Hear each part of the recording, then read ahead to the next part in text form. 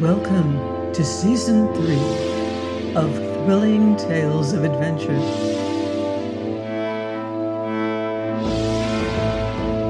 I'm Myrtle, and now we'll begin the story of Martin Conisby's Vengeance by Geoffrey Farnell. Chapter 1: How My Solitude Came to an End. Justice, O God, upon mine enemy. For the pain I suffer, may I see him suffer. For the anguish that is mine, so may I watch his agony. Thou art a just God, so, God of justice, give to me vengeance. And having spoken this, which had been my prayer for 3 weary years, I composed myself to slumber. But even so, I started up broad awake, and my every nerve a tingle, only to see the moonlight flooding my solitude, and not to hear save the rustle of the soft night wind beyond the open door of the cave that was my habitation, and the far-off, never-ceasing murmur that was the voice of those great waters that hemmed me in. A desolate ocean where no ships ever sailed, a trackless waste that stretched away to the infinite blue. Crouched upon my bed, I fell vaguely a-wondering what should have roused me, hearkening to the distant roar of the surf, that seemed to me now plaintive and despairing, now full of an ominous menace that banished gentle sleep. Thereupon I must needs bethink me how often I had waked thus during my long and weary sojourn on this lonely island, how many times I had leapt from slumber, fancying I heard a sound of oars or voices hailing cheerily beyond the reef, or again, and this most often and bitterest fantasy of all, a voice, soft and low, yet with a wondrous sweet and vital ring, the which, as I knew, must needs sound within my dreams henceforth, a voice out of the past that called upon my name. Martin, oh Martin. And this a voice that came to me in the blazing heat of tropic day, in the cool of eve, in the calm serenity of night, a voice calling infinite, pitiful, and sweet, yet mocking me with my loneliness. Martin, dear love, oh Martin. Joan, I whispered, and reached out yearning arms to the empty air. Damaris, beloved. Beyond the open door I heard the sighing of the wind and the roar of the surf, soft with distance, infinite, plaintive, and despairing.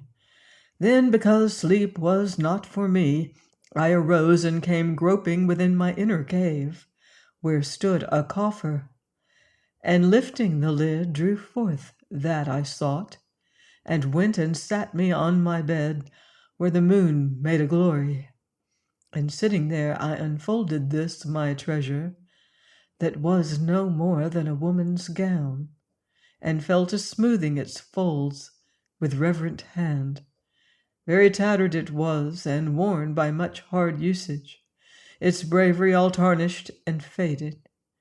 Yet for me it seemed to compass something of the vivid grace and beauty of that loved and vanished presence. Almost 3 years of solitude, of deluding hopes and black despair.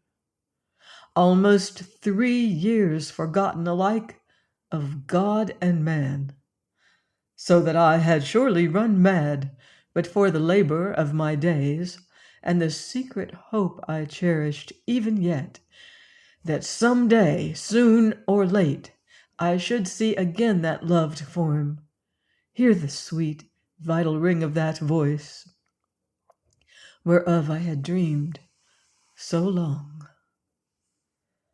Almost 3 years forgotten alike of God and man, and so, albeit I prayed no more, since I had proved prayers vain, hope yet lived within me, and every day, night and morn, I would climb that high hill, the which I had named the Hill of Blessed Hope, to strain my eyes across the desolation of waters for some sign which should tell me my time of waiting was accomplished.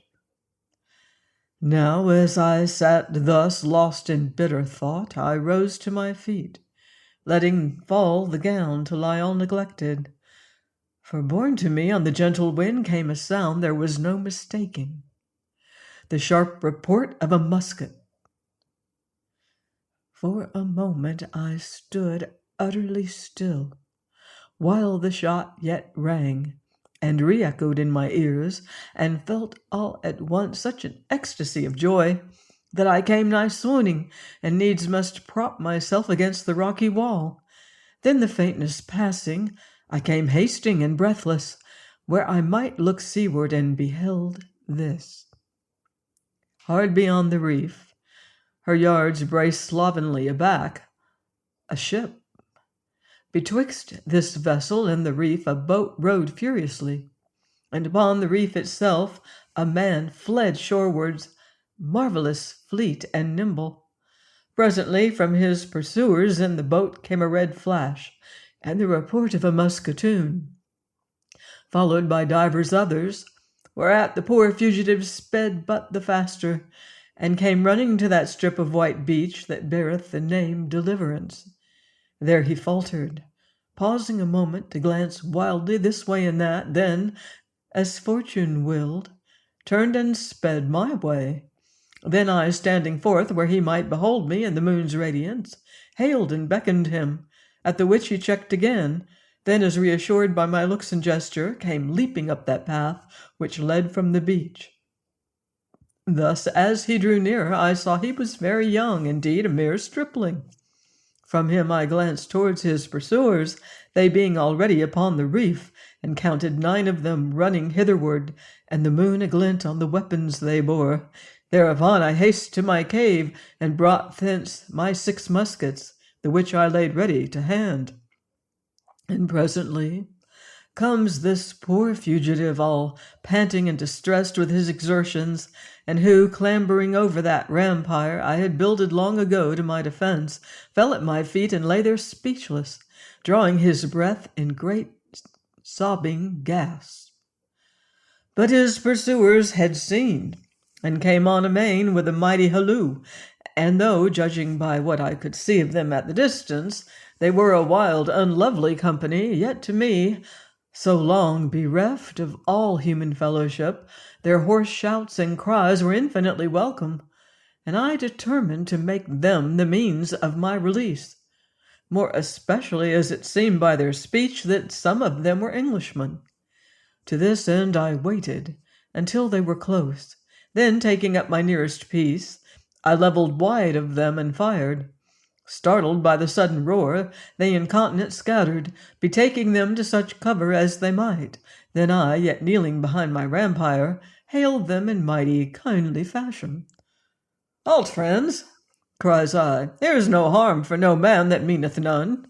Nay, rather do I give you joyous welcome, and especial such of you as be English, for I am an Englishman, and very solitary."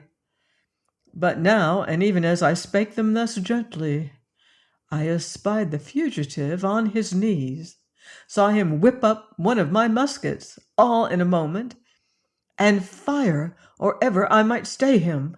The shot was answered by a cry, and out from the underbrush a man reeled, clasping his hurt, and so fell and lay a-groaning. At this his comrades let fly their shot in answer, and made off forthwith. Deserted thus, the wounded man scrambled to hands and knees, and began to creep painfully after his fellows, beseeching their aid and cursing them by turns.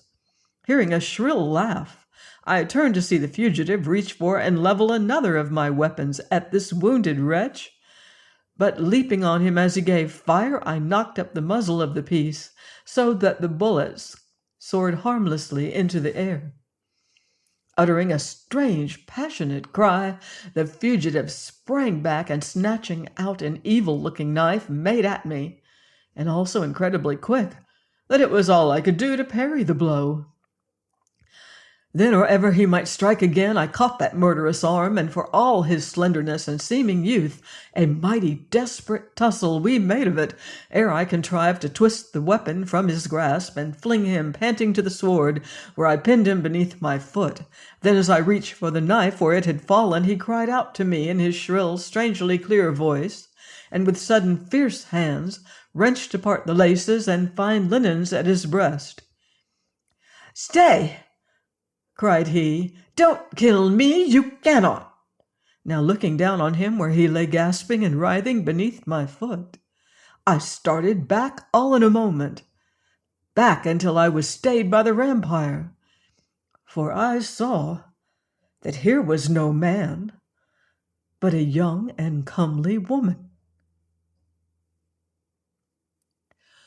Please join me next time for another exciting chapter of Martin Conisby's Vengeance by Geoffrey Farnall, here on Thrilling Tales of Adventure.